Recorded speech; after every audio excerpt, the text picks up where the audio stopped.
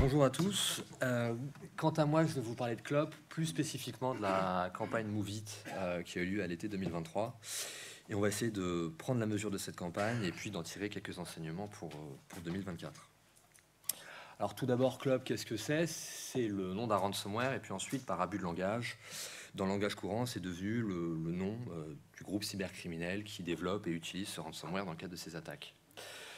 C'est un groupe qui a démarré ses activités à partir de février 2019, donc il a 5 ans d'activité maintenant. Il a démarré ses activités sur du chiffrement, du ransomware classique. Très vite, avec quelques autres groupes, il est passé sur de la double extorsion en réponse aux victimes, aux organisations qui faisaient des backups de leur système. Et puis ensuite, progressivement, mais plus résolument à partir de 2023, et c'est ce qu'on verra dans les campagnes d'attaque récentes, il a mis de côté le volet chiffrement qui a des avantages mais aussi des inconvénients en termes de détection pour passer sur du vol de données simples. Sinon, c'est un groupe russophone aux motivations financières qui, on va le voir, est très efficace. Avant de rentrer dans le détail de la campagne Move It, d'abord, c'est un logiciel de transfert de fichiers qui était très très répandu mais très peu connu jusqu'au jour de l'attaque.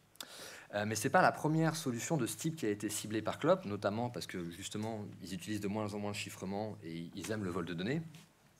Ils ont cherché à mener des campagnes contre des solutions similaires dès janvier 2020 pour pouvoir viser les organisations qui utilisaient ces solutions. Donc en janvier 2020, puis ensuite en mars 2023, on a eu 2 attaques qui ont toutes les deux recouru à l'exploitation de Zero Day.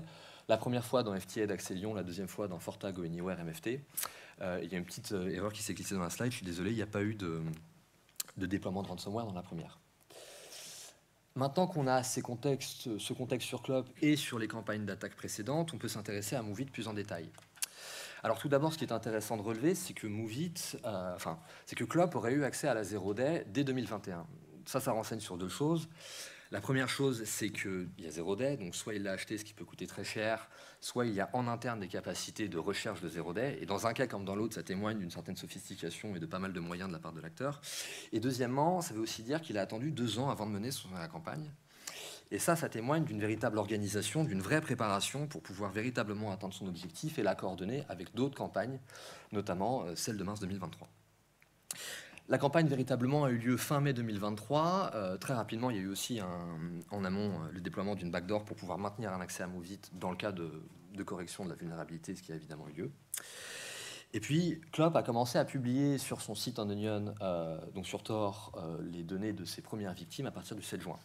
Sauf que vous allez le voir, il y a énormément de victimes, donc il y aura énormément de données qui seront publiées, ce qui va générer un trafic très très important sur son site, ce qui va le rendre très instable, le faire cracher, rendre les données quasi inexploitables et pas téléchargeables. Et donc pour que Clop puisse continuer à exercer une pression sur ses victimes, il a dû trouver des moyens de contournement de publication de ces données, notamment pour les victimes qui refusaient de payer la rançon, et a donc dû recourir à du torrent, puis ensuite à des sites dédiés sur ClearWeb pour ses principales victimes. Mais ce qui permet véritablement de prendre la mesure de cette campagne, qui est un raz-de-marée, ce sont les chiffres. Et ces chiffres, quels sont-ils? C'est à peu près 2600 organisations victimes et 80 millions d'individus touchés par cette fuite de données, notamment parce que beaucoup de victimes de Clop étaient des compagnies d'assurance, des hedge funds, des groupements hospitaliers, universitaires, etc. Enfin, il y a 2 conséquences principales pour Clop lors de cette campagne. La première, ce sont des gains, jusqu'à 100 millions de dollars pour cette seule campagne, qui est donc énorme à tout point de vue. Et puis ensuite, une réaction très vive de la part des autorités américaines, parce que l'immense majorité des victimes de Clop étaient américaines, mais aussi beaucoup d'organisations gouvernementales américaines utilisaient Move It, et donc leurs données ont été volées par Clop. Et même si Clop s'est engagé à ne pas publier ces données et même à les supprimer, les autorités américaines n'ont pas laissé passer cette campagne et donc ont mis leur tête à prix pour 10 millions de dollars. Maintenant, qu'est-ce qu'on peut retenir de tous ces éléments-là? La première chose, c'est que Clop, ce n'est pas un groupe atypique. C'est un groupe atypique, autant pour moi. C'est un groupe actif, dangereux, historique. Ça fait 5 ans qu'il est sur la scène. Il n'a pas changé de nom d'ailleurs. Il a des campagnes d'activité très très importantes et des phases de sommeil très longues pour pouvoir faire rebaisser la pression. Il se donne les moyens de mener les campagnes qu'il a envie de mener. C'est un groupe à prendre au sérieux et qui n'est pas du tout comme les autres groupes ransomware traditionnels. Mais aussi, c'est un groupe à observer pour anticiper de futures tendances de l'écosystème cybercriminel, parce qu'il a souvent été à l'avant-garde. Il a été notamment dans la double extorsion. Il est potentiellement aujourd'hui dans le fait de mettre le chiffrement de côté et de simplement voler des données. Si d'autres groupes cybercriminels voient que la recette marche, il n'y a pas de raison à ce qu'ils ne fassent pas la même chose. Et donc de ce point de vue-là, comprendre comment Club fonctionne aujourd'hui, c'est potentiellement avoir de l'avance sur les cybercriminels du futur, ou les futures campagnes qui auront lieu.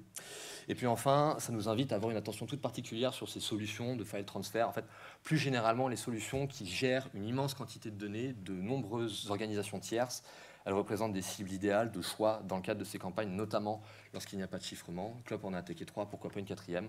Pourquoi pas d'autres groupes cybercriminels, notamment. Et je finirai juste en disant que, en plus, ce sont des solutions qui sont souvent sous les radars des équipes sécu et des équipes informatiques.